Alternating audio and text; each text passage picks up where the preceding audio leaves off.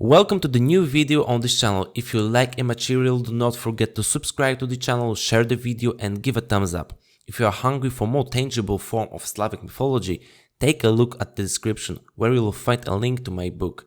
Best regards, Joseph. Andrzej Sapkowski is one of the most important Polish fantasy writers, widely known as the author of The Adventures of Geralt the Witcher.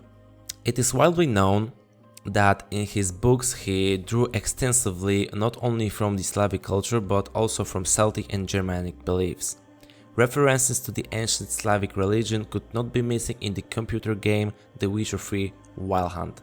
However, CD Projekt Red went beyond its source material in this area. It cannot be unequivocally stated that something was created and existed only in Slavic mythology, as we know relatively little about them.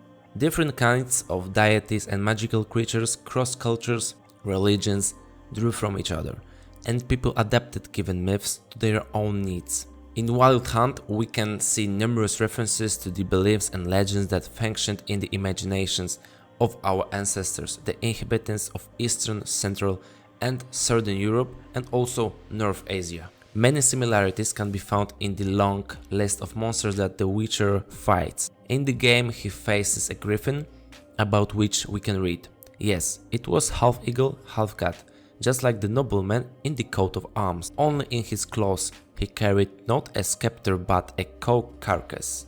In the Slavic bestiary, this creature is depicted as a beast with the head and body of a lion and the wings and front paws of an eagle. Now griffins can be seen only in coats of arms. The reason for their extinction was thought to be their weaknesses for various treasures and trinkets. In the game, however, only harpies like shiny things, and people mistakenly believed that other monsters also bring treasures to their nests. The Witcher also has to deal with an archgriff, a more evolved and dangerous form of griffin, which additionally attacked with acid. We all probably know the legend of the basilisk, also known as the king of snakes or the Cruelisk. Depictions of him have changed many times. The Slavs considered him to be a small creature with the body of a rooster, the tail of a snake, and the eyes of a frog. He lived in underground corridors, dungeons and cellars. It was feared mainly because of its eyesight, with which it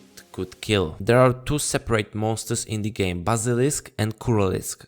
However, their characteristics are different. The basilisk is dangerous mainly because of its venom, like the description of the partridge reads. Nonsense superstitions attribute to the partridge. Like the basilisk, the ability to kill by sight alone. This is utter nonsense, and the gaze of the gerbil is no more dangerous to live than the gaze of an angry goose. The gaze of a henchman is no more life-threatening than the gaze of an angry goose.